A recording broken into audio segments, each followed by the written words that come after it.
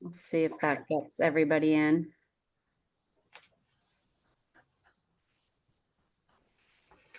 Okay, Shoshana, yay. Okay, I made it. Good A to little see. busy, but I'm here. I made it. Okay, thank you. Well, you make a quorum, but there should be 3 more people. Okay. I don't know where the other people are that were in the waiting room. Yeah. Well, that email that came for the webinar is like buried, like ages behind of everything. So it was like it took a lot of scrolling to get to it. I've, Oh dear. emails. All right, let's see. Julian has raised his hand.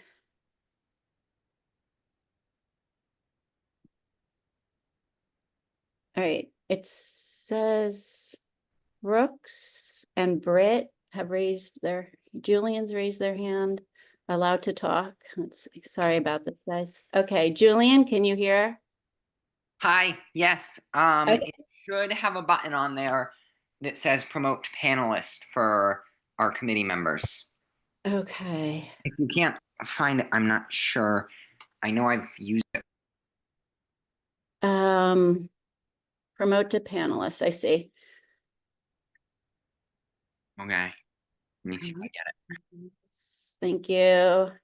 I'm learning all of this. Thank you very much. No problem. All right, did we I get haven't gotten it yet.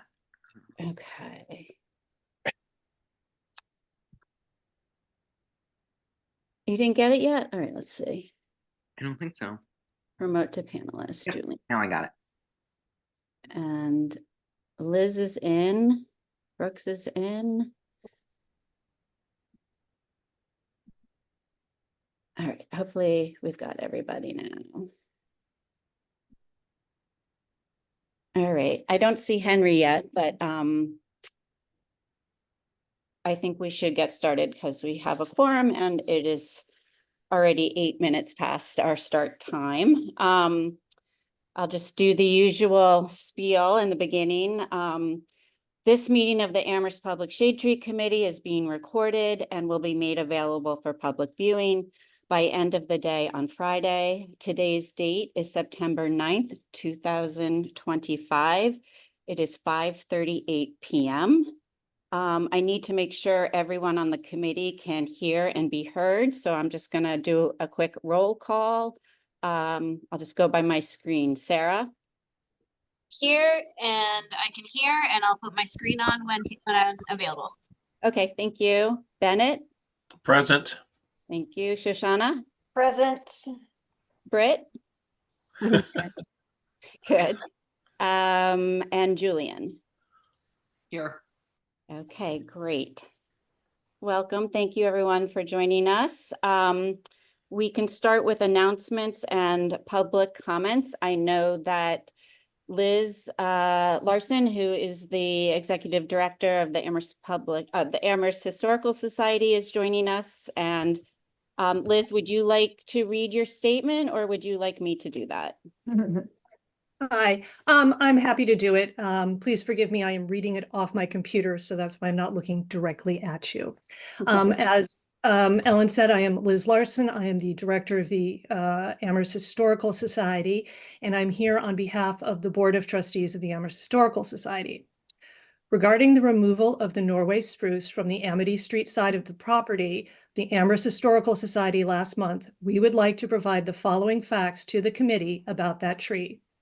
The Amherst Historical Society is a 501c3 corporation that is overseen, get off my cat, that is overseen by the Board of Trustees. It is not a town entity, and both the house and the land are private property owned and managed by the corporation. We are not located within either the Lincoln Sunset or the Dickinson Historic Districts. We have welcomed the public onto our property for 125 years with the understanding that they will enjoy it in a respectful manner. This has worked well, though in the past few years we have unfortunately found cause to post no trespassing and no smoking signs in certain areas of the property. The Norway spruce that was located towards the front of the property was on the Historical Society side of the property line with the Jones Library and set back from the public way. The tree trunk had split into multiple leaders, as noticed by several consulting arborists, and had been doing so for the past 20 years. It split into multiple leaders about 39 feet above the ground, presenting structural issues and breakage risk to the tree and risk to public safety. In addition, the area under the tree had become a gathering spot for smoking and drinking and was often littered with cigarette butts, nip bottles, and pop-top tabs from beer cans, as well as pizza boxes and bubble tea cups. The board of the Historical Society made the decision, just as any responsible property owner would, to remove a tree from our property to prevent any potential risk to the public. Having it removed in conjunction with tree work already being done for the Jones Library meant less disruption to the surrounding environment than if we had done it separately. Thank you. That's my public comment. I will leave you to your meeting. Thank you so much, Liz. Thank you. And please feel welcome to stay should you choose. Okay, so we will address this topic later in the agenda. But I thank Liz for her time and carefully thought through statement.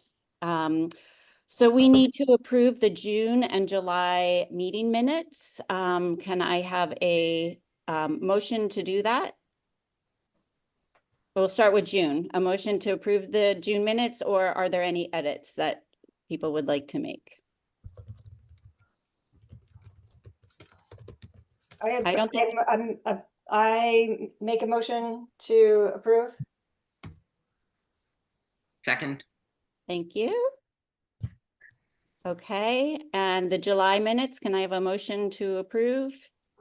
I make a motion to approve. second again. Thank you so much. That's excellent. Now we'll just do our collection of volunteer hours. And again, I'm just gonna look through my screen. Sarah? This would be for the month of August. So since our last meeting in July? I think just 2 for Okay, me. Bennett? Two and a half. Oh, sorry, 3. We don't do halves. Yep. Okay, Shoshana? All right, should we actually count the picnic? Okay, I'll say 4. Okay. Britt? Did we have a planting in August? We did not, right? No, okay, so 2. Okay. Brooks? I guess the only thing I did is the picnic, so a couple hours. Okay, 2. Julian? 8. Okay, Henry? Hello, Henry. Hi, sorry, I'm late. I'd say 7. And I think I'm around 30 somewhere. We'll just say 30. Oh my. I've been doing a lot. Okay, so we will now move to our committee reports, and I will start. This is just my second meeting as chair, so thank you all for your patience as I learned this Zoom process as related to controlling everything. As I have mentioned in some emails, I've made many updates to the website, including the addition of 2 new pages, one titled Our History, the other is ABSTEC, I'm not sure how to pronounce our acronym, in action, which is essentially a photo gallery. And I hope everybody is pleased with the efforts. Please let me know if you notice any typos or grammatical problems. And if you have any suggestions, I'm completely open. I think I've got a pretty good handle now how to design the site. So, and I saw, Julian, that you could help with a lot of identification of those tree planting locations. So maybe we can jump on the phone next week sometime, and so I can get all that in. I want to be as accurate as possible. And Shoshana, I took all those photos from Facebook, so thank you for posting on Facebook. That's where everything came from. I was able to do it, to screenshot and grab things from there. So that was really helpful.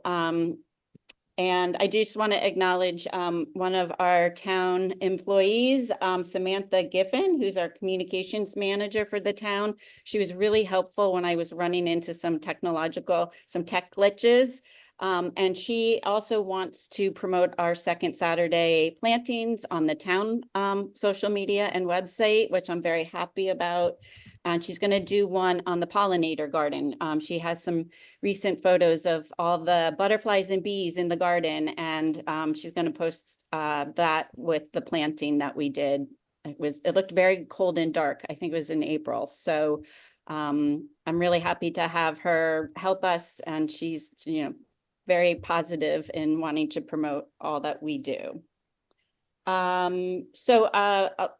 Along with the website, I'm working on the featured Tree of the Month pages. I've got one done and I figured out how to do this all. So we should be able to launch that series October 1st. So I'm open to any ideas how to get that out. If I think, Henry, you had mentioned perhaps writing an article we could post in the Gazette or the Indy or the Current, just announcing it. And we can also do that on our newsletter. So again, I'm open to all creative ideas about that. Yes, Henry. I would like to see that it actually be a column in the Gazette instead of just we write to the Gazette and tell them it's happening. Okay. And if you can send it as an op-ed or just, we should probably contact someone there and say, we have these columns coming every month. We'd like to be able to print it. Okay. I can ask how that happens. I don't know if they're open to that or not. But They probably would be. I don't really know who to ask at this moment. okay.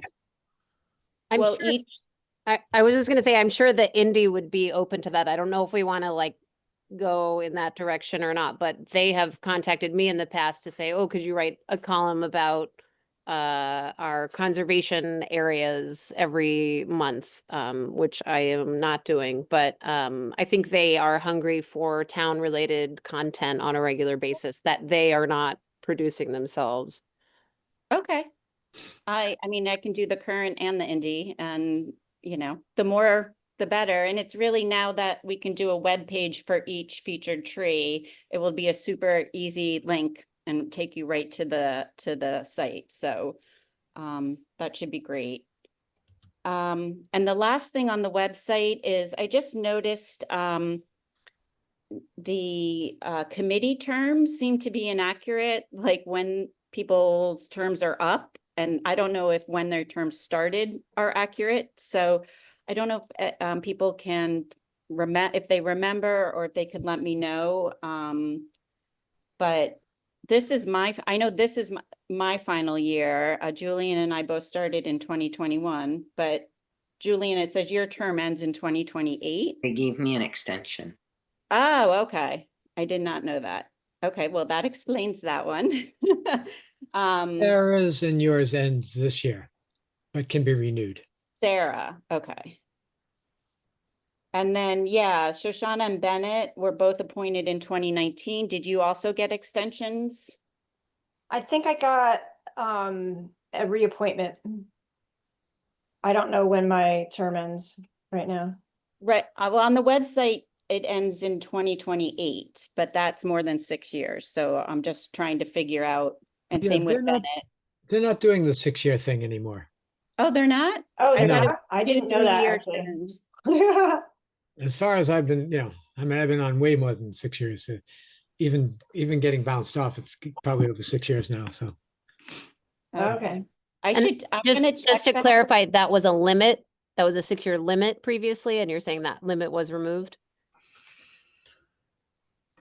I don't believe that is necessarily true, because I did read through some of, well, I'm going to some training in another week, so I will find out, but it's my and I don't want anyone to leave. I'm just trying to get a big picture here, but as I understand it, you can do a maximum of 2 3-year terms, which is 6 years total, so.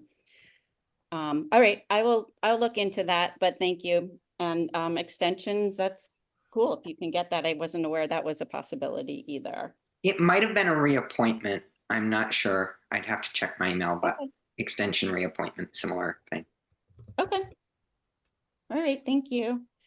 I hope everybody watched the Amherst Media video. I thought it was really thoughtfully done and really showed our work. And Alan, you were wonderful. Thank you for speaking and being the voice of, of the committee. And I was very happy with it. And it was just a great thing. A great thing to have. I want to load the video up onto our website. That's something I have to figure out how to do, but, and thank you for promoting it on social media, Shoshana and Julian. That was great. I got new note cards printed because I had nothing else to do, but they came out really nice. These are Nancy Haver's. So I have 4 different trees in Amherst. Here's the Grayson elm, and they're just blank. But on the back is our logo. And this is Mount Pollux, which I don't know if we had this. And this is Emily's white oak.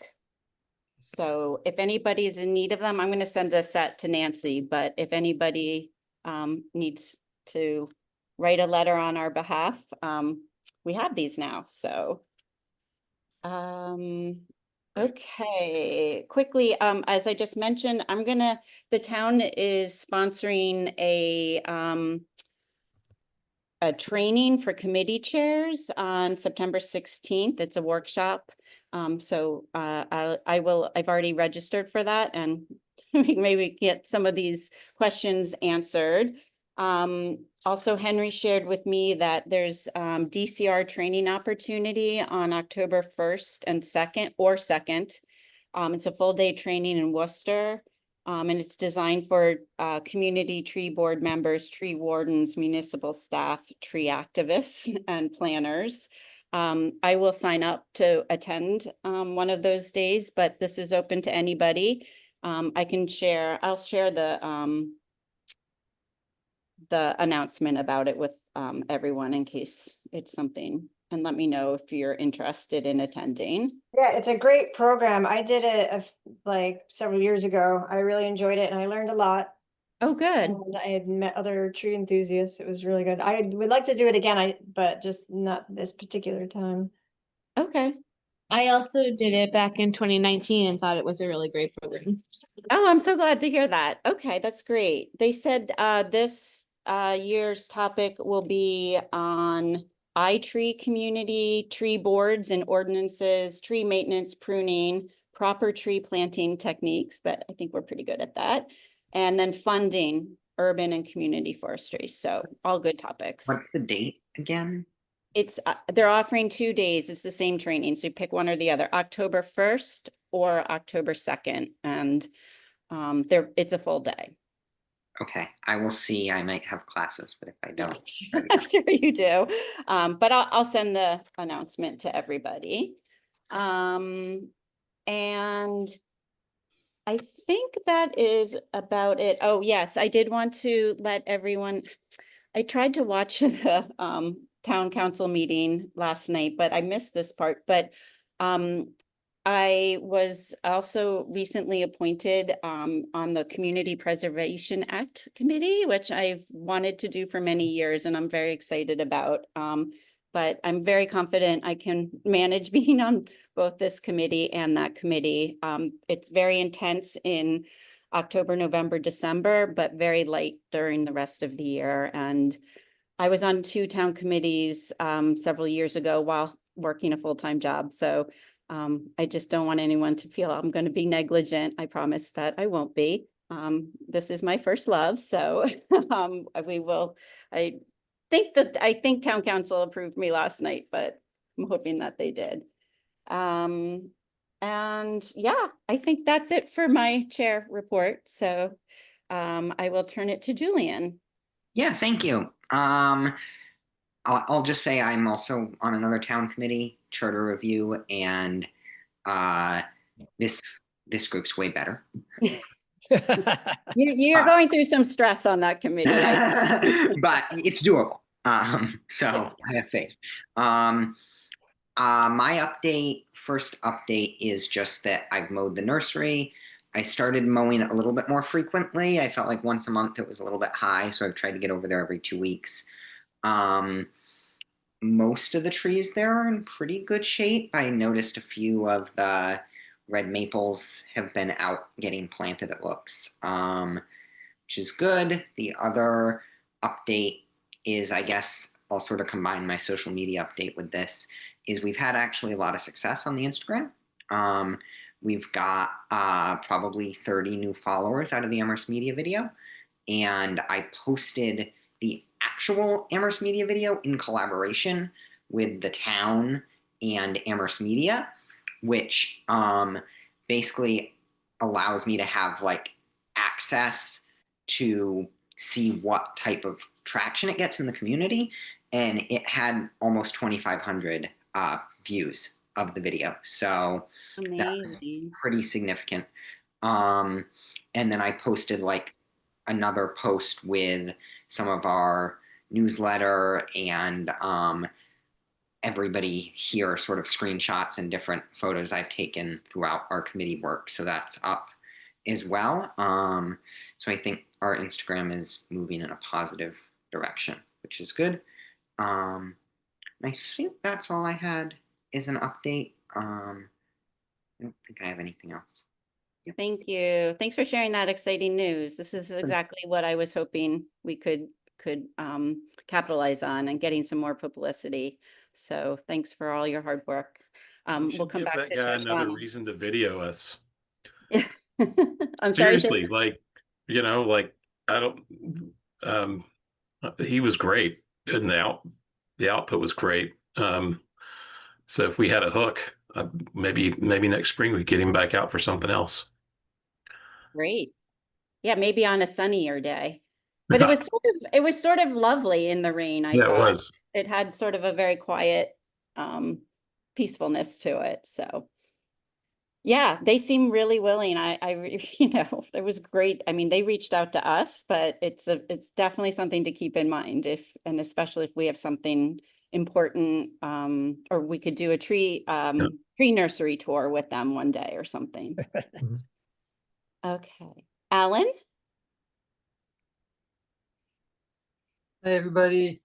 So tree warden's report. It looks like we might have a tree hearing coming up. It's going to be a scenic road tree hearing for East Street and East Pleasant Street and Clark Hill Road. There's a red oak tree on the north side, looking north if you're pulling out of Clark Hill, which is at UMass, onto East Pleasant. They want to improve the sight line there, the university does, and they require the removal of the tree to regrade that area. So that have not heard back. It's a scenic road, so it's going to be a joint planning board tree warden hearing. And I have not heard back on a date yet for when that will happen. So we'll want to plan a site visit for the committee to take a look at that and to vote on the recommendation. I'm sorry, Britt? Yeah, I was just gonna say, if it's an issue of, sightline, if they have any information to share about, the number of traffic incidents or anything that is compelling them to suggest that there is a sightline issue, that would be helpful. There is an issue there. It's been well reported. One of my trucks with two of my crew in it was rear-ended because they stopped there, and somebody didn't stop. It's just an odd intersection, but it's an intersection. You have Strong Street coming out onto East Pleasant, and then you got Clark Hill a little further north. So it's not like a four-way intersection. It's kind of a little bit off. and that causes other issues. So there's that issue of having an intersection that's not lined up, as well as a sight line looking north. So we shall see.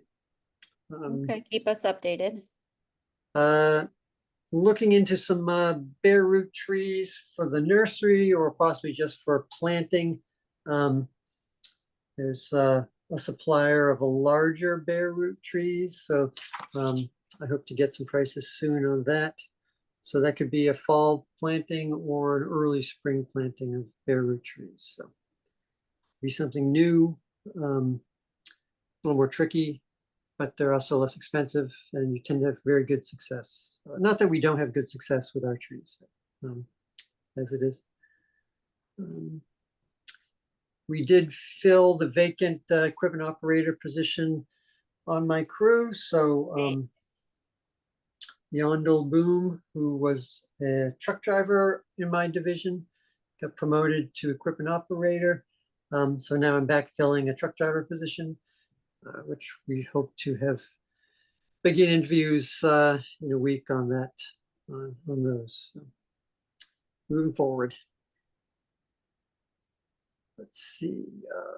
So this planting, as most of you should know by now, is on Farmington, which is off of West Pomeroy, and Pondview Drive is roughly 12 trees. I'm going to try to use some of the maple trees and the hackberry that we have in the nursery, a couple of the tulip poplar probably. So that's good to get those trees planted. And then I know you had discussed possibly wanting to do a work day at the nursery later this fall. So that'll be perfect timing. That's roughly it. Okay.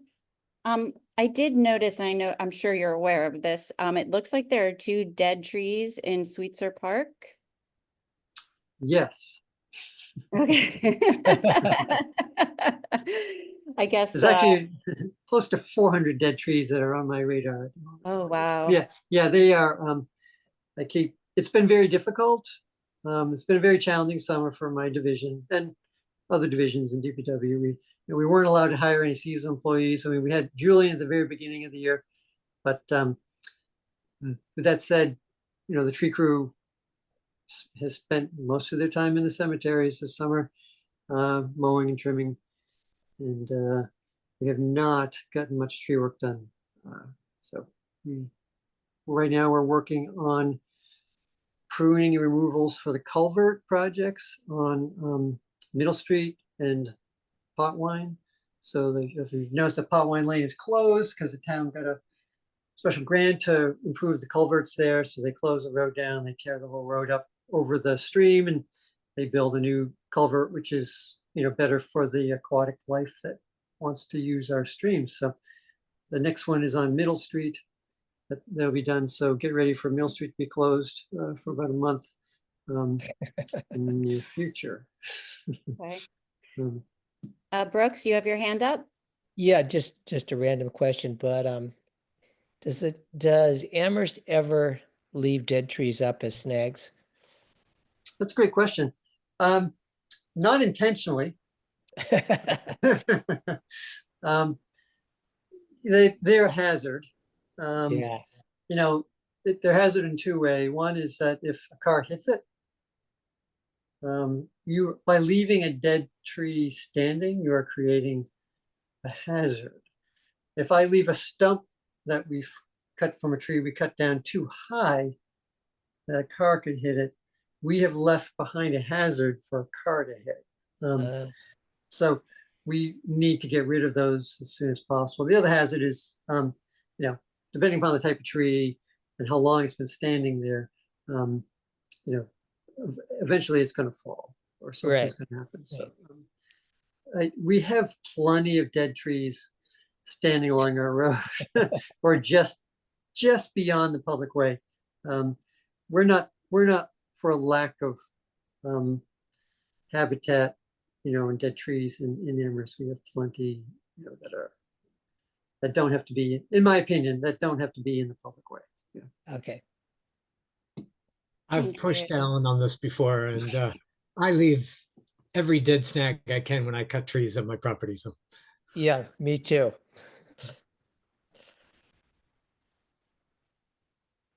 Yes, that's about all I have. That's it. Okay, great. Sarah, hi.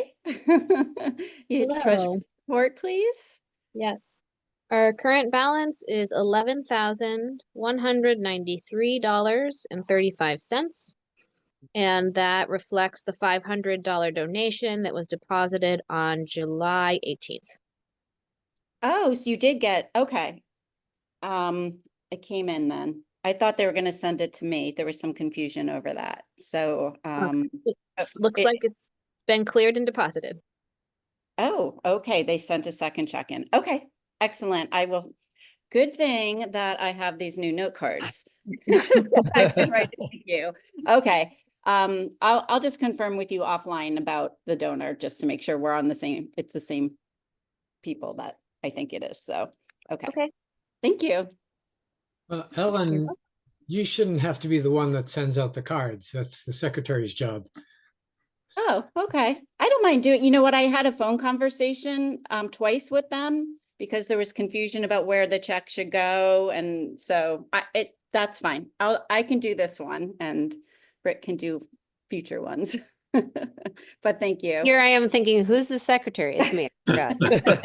We were all At least afraid I'm she was supposed going to to be say us. taking minutes too, which I also forgot about. So I'm going to go back and re-listen to this. And oh, you're I'm taking minutes. Okay. Okay. Thank you, Bennett. Forgot. I just forgot. Yeah. Okay, thank you, Bennett. Appreciate that. So Julian gave us his Instagram update. Shoshana, is there anything to report on Facebook?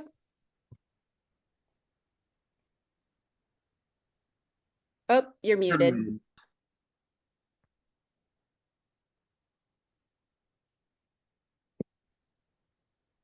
Oh, Shoshana, you're muted. Okay, yes. So I had posted that thing about that tree that the Historical Society cut down, and it caused a bit of a kerfuffle. I'm glad that they were able to come and share their views on that tree with us. So that was good. It made me realize actually though that like more people see our stuff than actually fess up to, because like normally you don't have that much action going on, but like people actually notice that. So that was an interesting outcome of that. Yes. But Just let's talk about that when we get to that agenda item. We can roll in what happened with that. I'm not sure that everybody is aware of that. Okay, all right. Yeah, but thank you. Okay, so we're moving to presentations and discussion. Second Saturday plans. We have a planting this weekend. And as Alan told everyone, it'll be on Farmington. And what was the cross street again? Well, you can. Pondview, I think. Is it Pondview? Yeah, that's Pondview, right. thank Pine you. View on mute. It's Pond View. Yeah. Thank you. Yes. And I updated our website. It has that on there. And then Bennett put it in our newsletter. So that's excellent. I would like to, should we plan for October to be a nursery cleanup work day, or would you rather wait, Alan, until November for the nursery? Yeah, I mean, I think we can get another tree planting in Okay. October. Okay, then let's plan for the November one, which is November 8th. That will be in we'll use that as the nursery. And we may try to, I'm interested, as I said, in doing some publicity around that. You think most of the trees will have lost their leaves at that point, November 8th? Yes. Yeah, okay. Well, we'll wait till the spring then, maybe, to do some, I want to do like some type of invitation to town council and to community members and just let people know more about it. But let's wait till it's looking better. Okay, so then we'll wait and see for the October 11th. You'll let us know where you think Okay. we should plant for that day. But yeah, I think that does make sense. So thank you. Okay, so now we will move to the Amherst Historical Society tree removal. Henry, I'm sorry, Liz Larson did join us and read her statement during the public comment portion of our meeting. I can pull it up so that you can see it. But I know especially you were the one who requested this be on the agenda, so I think it would probably be helpful for you to see what, Yeah, let's see. Henry, the main takeaway was that it was not a public tree. Yeah, Right. that they had safety concerns from the health of the tree, but also in the lifestyles that were being conducted underneath the tree. Can you see this, Henry?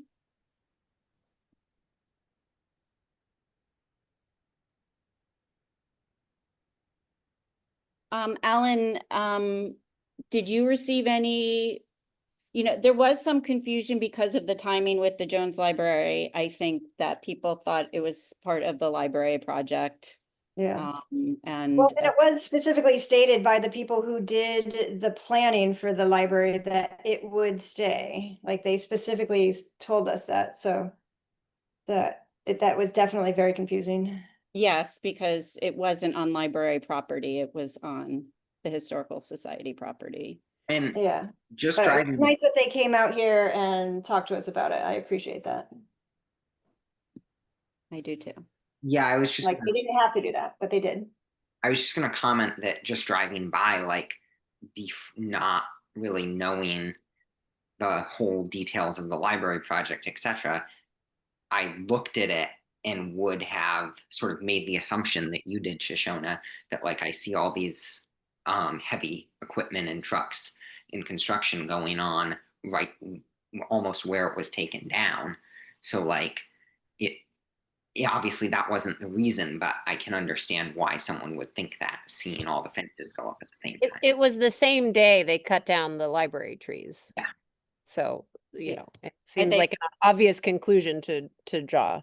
Right. Um, I do think that they used probably the same contractor for that. Right. It said, And it's not- it said in her letter that that's why they did it then, was to Right. save money. But I had some questions about it first. Alan, did you know about this ahead of time? They did reach out to me and ask me if there was any, tree laws in town that, would require a hearing for a private tree. And I said, no, there isn't. And did you have any concerns that it was actually damaged or diseased? I didn't do a sort of a risk assessment on it, a casual observation of the tree. It appeared to be healthy. It did have codominant stems, at roughly 30 feet off the ground. I didn't go up and look at where those codominant stems, attached to the trunk. And that's a known point or poor branch attachment for failure. But there are ways to mitigate that as well. Yeah, it was interesting. Bracing and cabling and, so again, I didn't see a report from a consulting arborist or anybody who, gave them that advice. So I can't speak. I don't want to say something about the tree. I didn't do a detailed assessment on it. Yeah, thank you. So my only complaint about the whole thing is I believe even though it wasn't a public shade tree, it was a significant tree in town and they should have reached out. I'm glad they reached out to you at least, Alan, but it would have been nice to have let us know and we could have weighed in on it. Maybe there's nothing could be done. Maybe they have the right to take it down, but that's why we need a significant tree ordinance, Sarah. Yeah, that, on my to-do list. The significant tree ordinance, that's, that needs to be in our permitting process, planning process. So there's a lot of work, not just writing the actual ordinance, but there's going to be a lot of It's a public thing that's posted publicly. Sorry, Shoshana, yeah.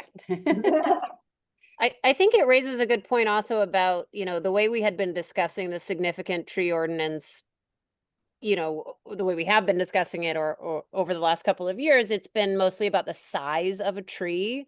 But if there, you know, when we finally get down to writing this, and I am responsible too, because I had volunteered to help Sarah, you know, maybe there's a way also to include trees regardless of their size that are historically significant, or in a, you know, an important central location, you know, regardless of their size, because that's automatically going to eliminate certain species that are not going to grow to a quote unquote significant size, right?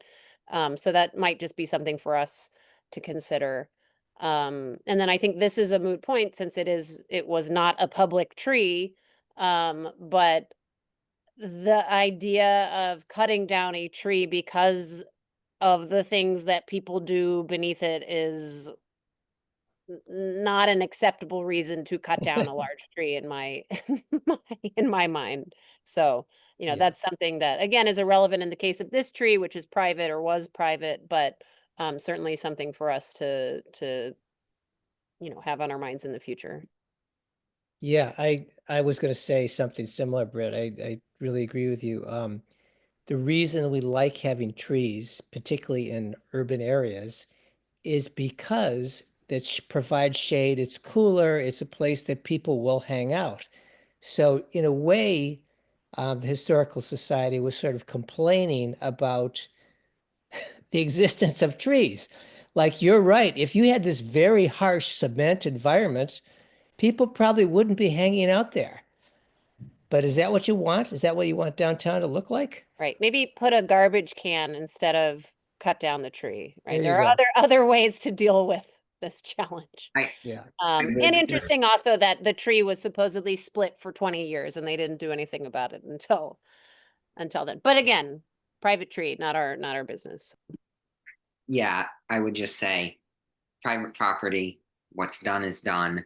Mhm. But as someone who's done tree work in the parks and picked up litter and nip bottles in the parks, if we cut down every tree that had a cigarette butt or a nip bottle underneath it, we would have no trees left. And you know Yeah. what? People who smoke cigarettes and drink alcohol from nip bottles need shade too. So Thank Yes, you, we do. everyone. I do appreciate everybody sharing their thoughts on it. I think, yeah, perhaps we just didn't know it was happening, and I think a lot of us were just taken aback by it, and you know, again, assuming it was related to the library project and things. So, but I do appreciate that people care so much about trees in our community and notice the absence of a large tree. This is all things that we want people to feel, you know, some sense of ownership or passion about it, even though I absolutely agree. This is not our jurisdiction.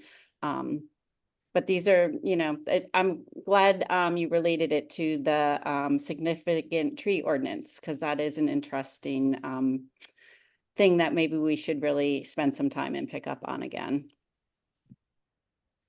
Okay, state level initiatives. Brooks, I'm glad you're here because this is something I know you feel very strongly about, the municipal reforestation bill.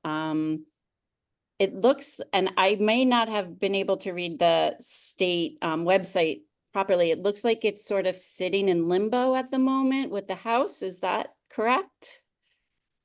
You know, I haven't been following it, but I'm not surprised because almost everything is sitting in limbo. We have one of the most dysfunctional state legislatures in the country, even though it's like got this super majority, they just don't accomplish much.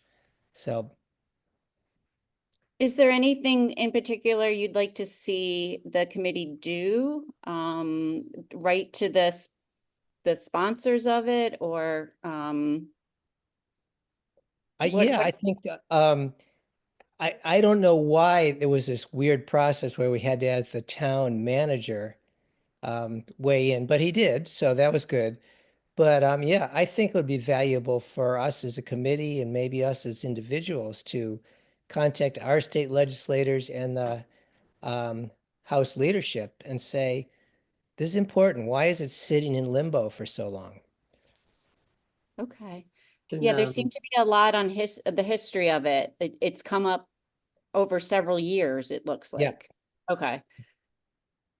I can, right. if I could just add something to that on 2 points. One is that Mass Tree Wardens and Foresters Association has been trying to update Mass General Law Chapter 87 for 10 years.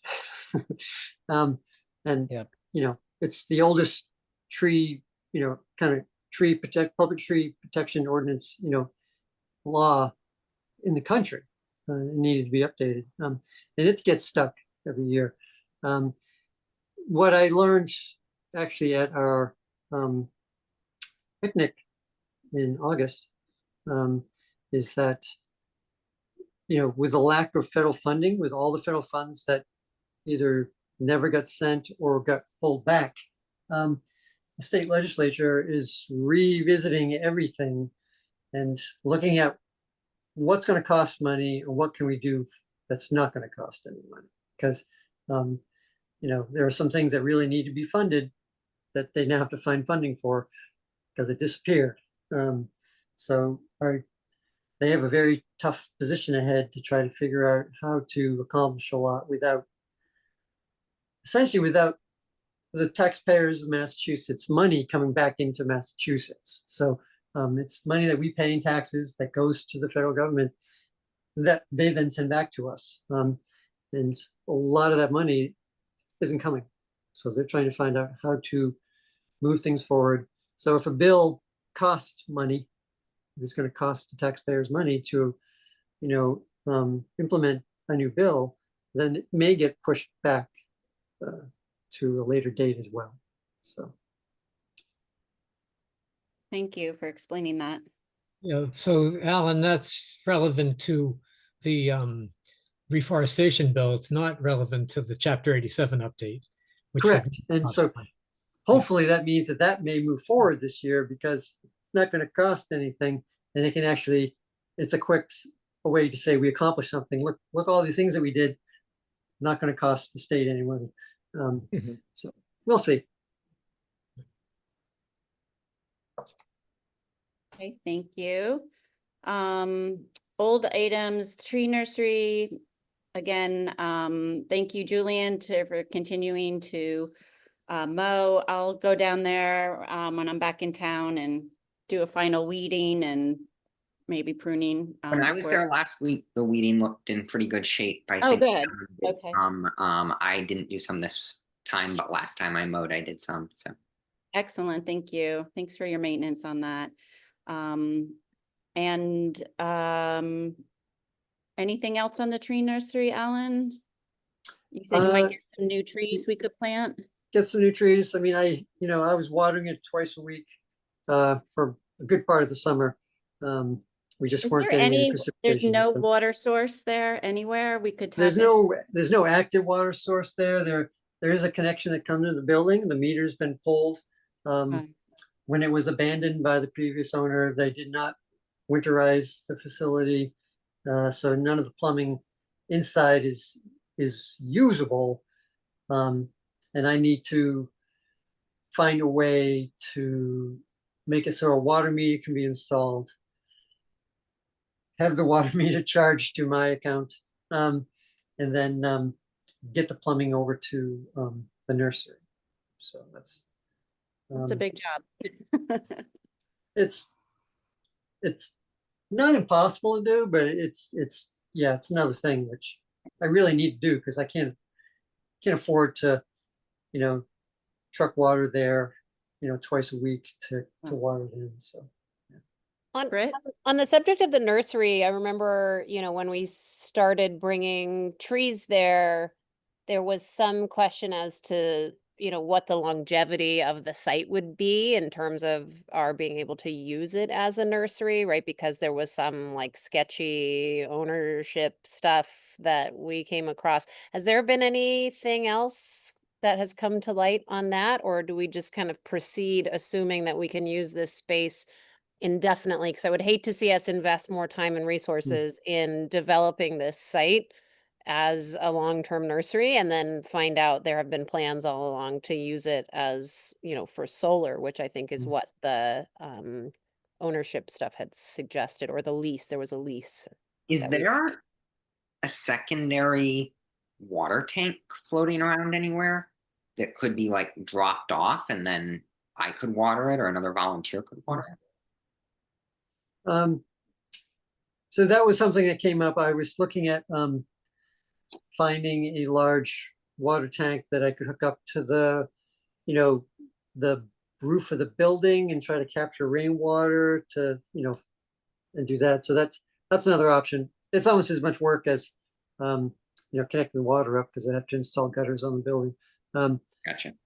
But so that's an option. Right. So to follow up on your question, the way the town now shows the property on its property map, it comes up differently now than it did before with the solar company. Excuse me. So it no longer references the location, as with any relations to a solar company. So I'm not sure what's going on. We went into this particular location knowing that we weren't going to do anything that would require permanent kind of installation. We couldn't just kind of pick up and move. And that's why, grow bags versus in the soil, kind of balled and burlap, tree planting, tree harvesting. So everything there, we can just, if we're told, look, next year you can't have a nursery here, we can kind of pick up operation and move it without too much disruption. Thank you. Britt, you mind holding on to the Merry Maple table a little bit longer for another month until we play it again?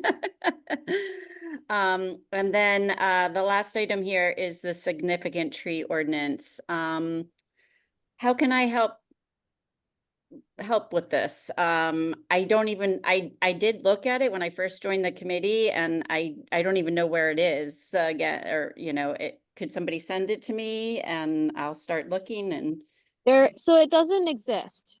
it doesn't. Okay. We don't have one. And the first order of business that I had on my to-do list was to essentially conduct like a literature review of towns in Massachusetts that have significant tree ordinances and what they are, how they're triggered, what they cover.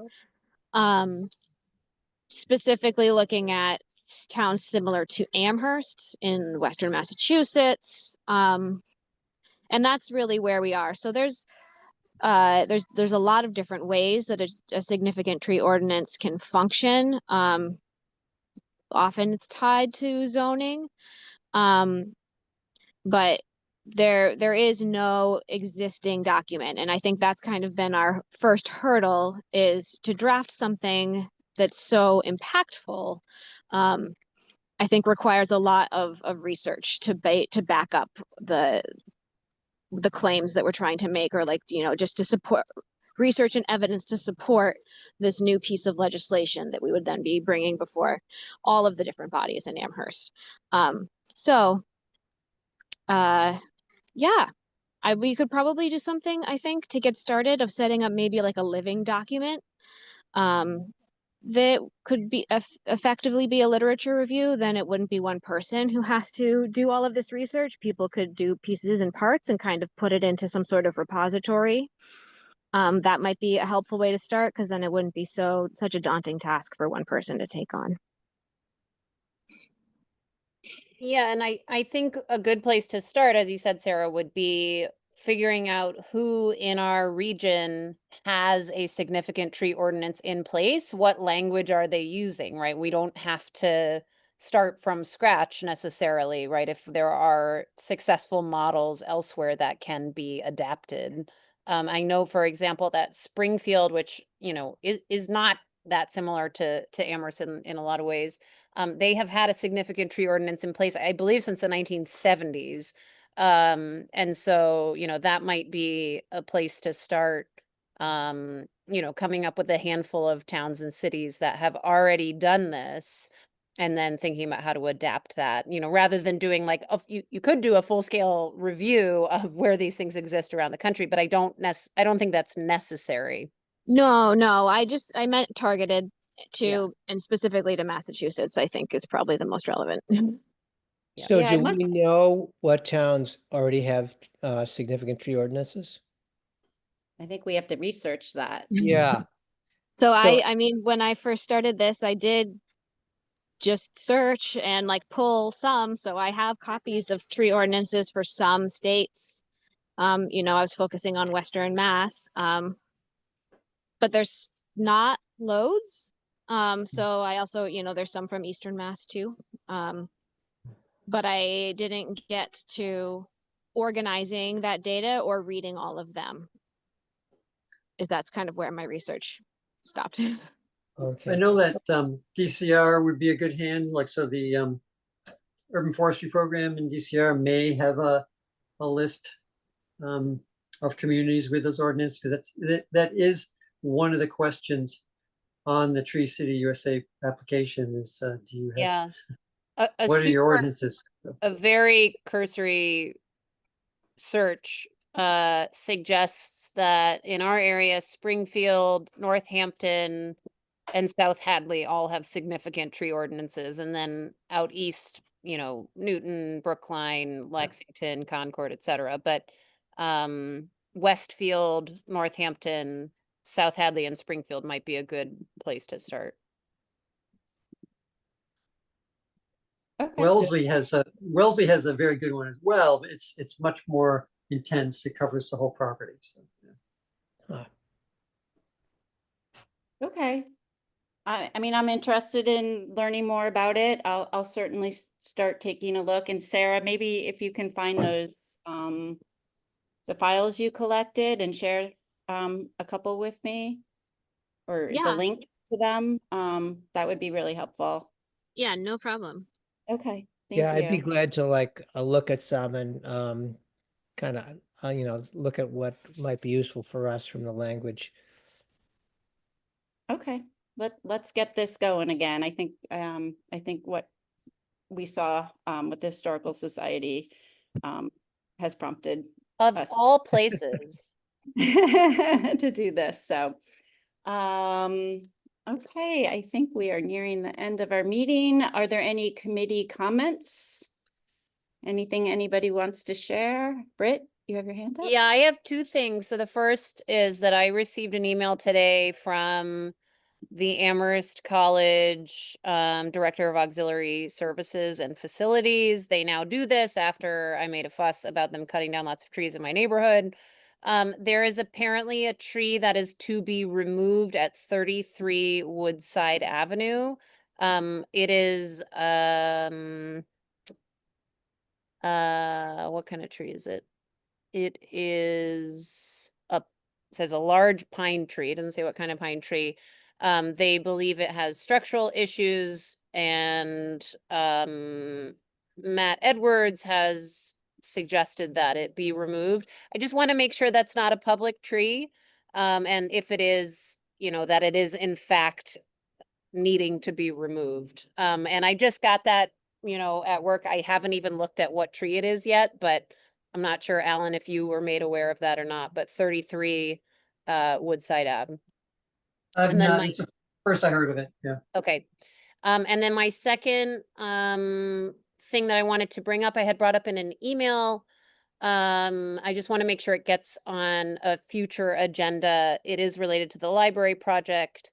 The reason those trees in the back of the library were removed, as it was explained to us in the presentation by the Jones Library people, a couple of years ago at this point, is that there is a new or a newly updated requirement that buildings deal with water runoff on site, and that they are now requiring that the sites are prepared to deal with a more significant volume of water in the face of more extreme precipitation events triggered by climate change, and that those trees were removed to make way for water management infrastructure. And so there is obviously something missing from that policy that takes into account the ability of large trees to absorb water. And Yeah. so if there is a way for us to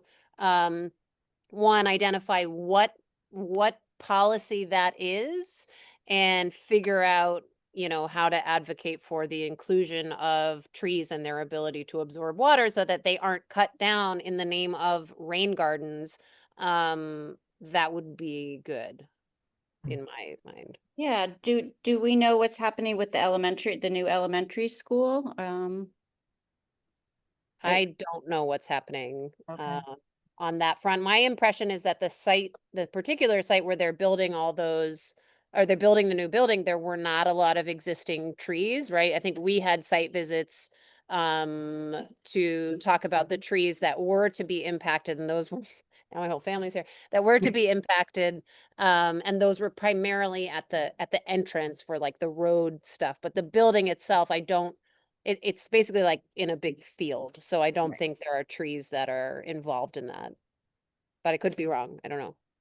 No, I don't think there are big trees near there, but I also want to make sure we're planting trees there. I think all the plans, architectural drawings and everything are up online, so take a look. I'll just add this. It's good, great conversation, and I agree 100%.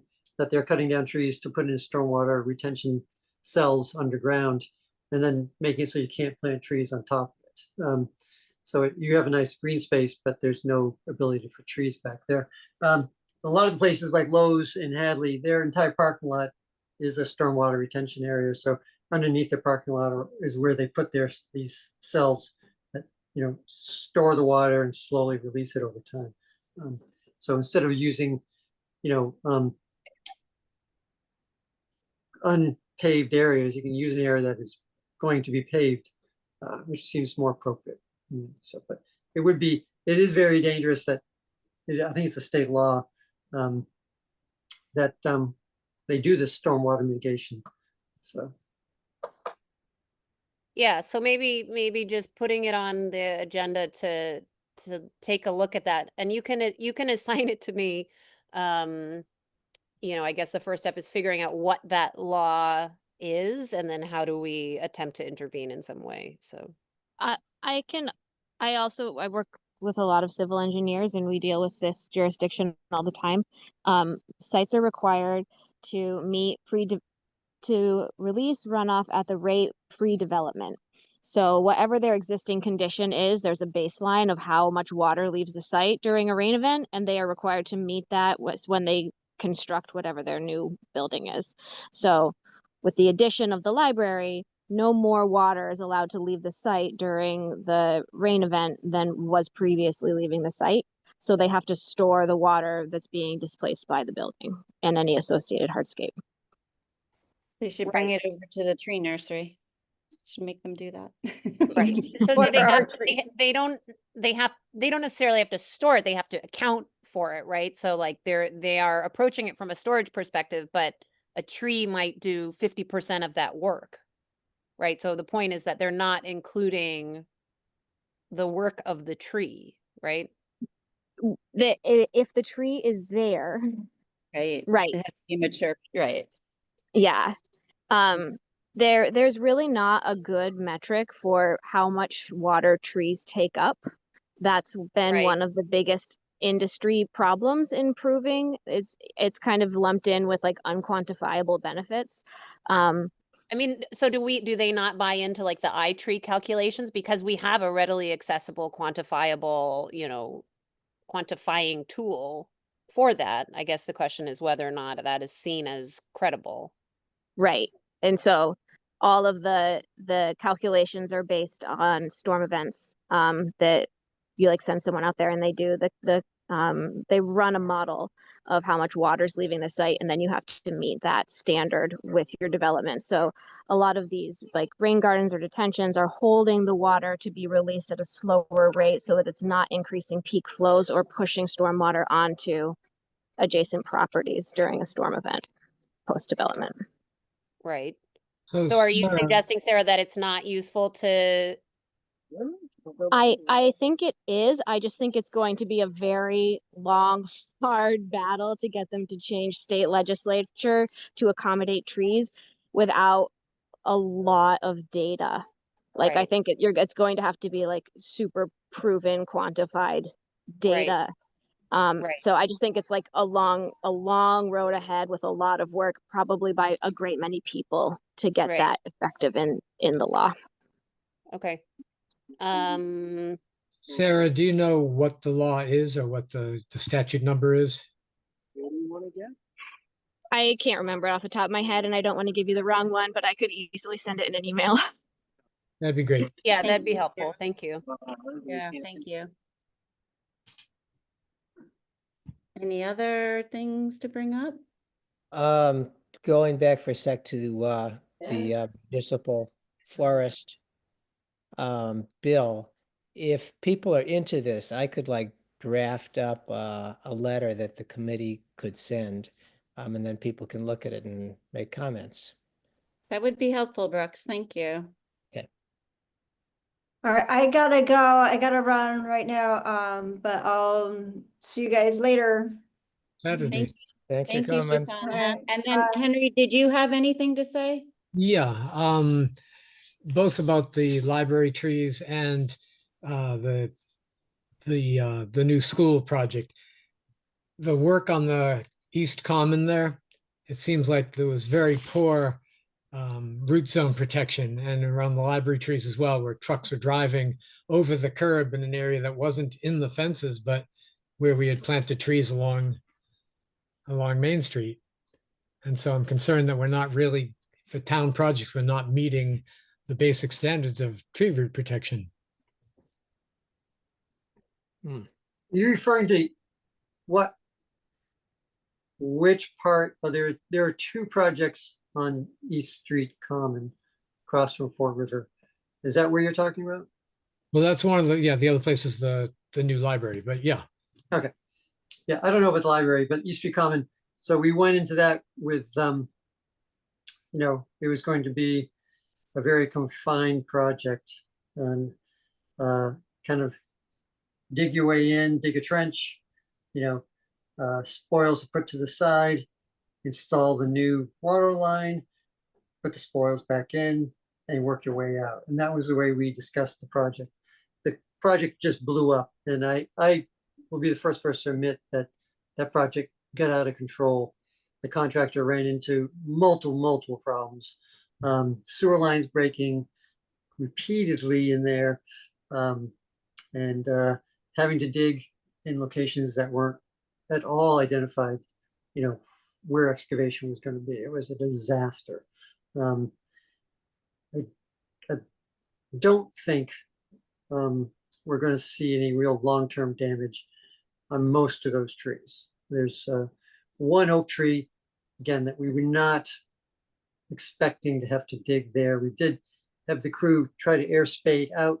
It was so close to the trunk of the tree is where this water line was. So it was unavoidable. It was either cut the tree down or do our best to minimize, you know, the root impact in that particular one. You know, you had two water lines and you had a sewer line, and some of those lines just ended up not being where they said they were. So I was not happy. Our town engineers were not happy overseeing that project.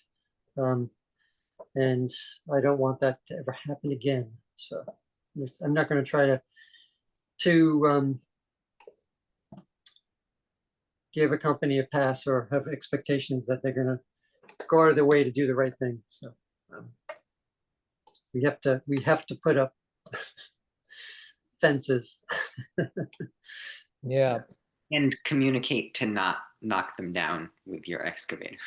Yeah, they have to be serious fences. Snow fencing won't do it.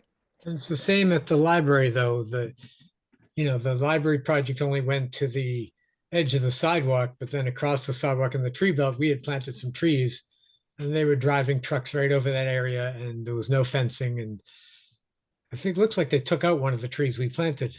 along Main Street. What, there was a maple there, Japanese maple, that had significant, the whole side of the trunk had just exploded off and it was all decayed. It must have been injured in that deep freeze we had 2 years ago. But the town actually took that tree out because it was not good. But the London plane tree and The black gum. it's not a black gum, it's something else. I can't remember what it is. But yeah, those 2 trees are still there. They should be okay. I thought we had put 3 in there, but okay, maybe. I'm Yeah, we wrong. did. One of them didn't make it. We took it out. Okay. Thank you. Yeah, thank you. Those are all very good points. I see we're a little over our hour, so unless there's anything else, I do want to just quickly congratulate Britt on your speaking of trees, your new book. It's very exciting. Thank you. And Thank I you. won't be at the planting on Saturday because I have a book event in New Hampshire. Okay. Sorry. Spreading the word of trees. so- Yes, yes.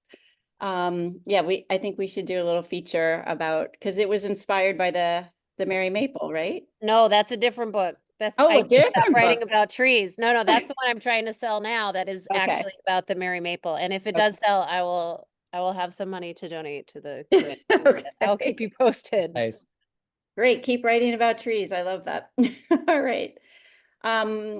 So if there is no other matters to discuss, can I have a motion to adjourn? I move to adjourn. Anyone second? Seconded. Thank you. Okay, everybody. I hope to see you all on Saturday. If you can make it, Britt, have a great book event. And thank you all for your time. Well, thank you, Ellen. Great Everybody. job. Thank you. Okay, have a good night. Thanks, everybody. Bye.